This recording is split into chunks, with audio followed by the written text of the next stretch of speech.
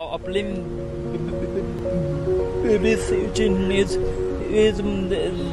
दाखवली त्यानंतर ते हल्ला ते सर्वांचे हे झाले, कॉल वगैरे सुरू झाले आणि मग काय ते आमचा तो अकाउंट नंबर येऊ तो सेल नंबर घेऊन येऊ नाही तो सर्वांनी आम्हाला हे मदत केली. करणार कोण कोण मदत करतायत बघूया, थोडीफार झाली.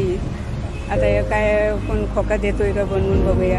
आमचा खोका बनवणार हे तर नाही, तो मुंबईला असतो, त्याला फोन केलेला होता पण त्यानं सांगितलं तो का आता येऊ शकत नाही, तर त्याचे तिकडे कामं चालू आहेत ना.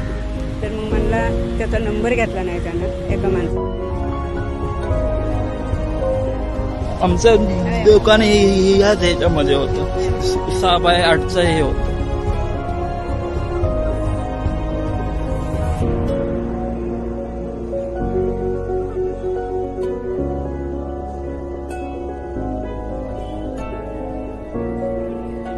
ह्याच्यावर टुकू सगळं आपलं आमचं चाललं होतं.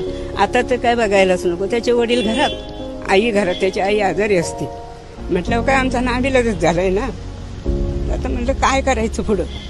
आता ती पप्पांची नोकरी बिक्री गेल्यामुळं माझ्यावरच जसंच आहे ते सगळी जबाबदारी.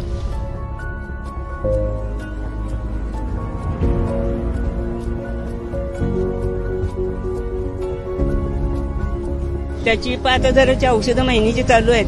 ते मग तुम्ही द्यायची आणि द्यायची, मी द्यायची, असं कुणाला फोन करून असे मग लोक देतात औषधं. त्याला नाही झालं तर मी, कारण एकट्याला मला सोडून जाऊ, रत्नागिरीला जाऊ दे, कुठं मुंबईला जाऊ दे, मी सांगायची त्याच्या, आम्ही दोघं, बाकी कोणी नाही. आता वडील 10 महिने घरात आहेत, काहीच नाही. आईला वाळता त्रास आहे. कसं काय तिला औषधं मिळत नाहीत, काय करायचं हे मोठं.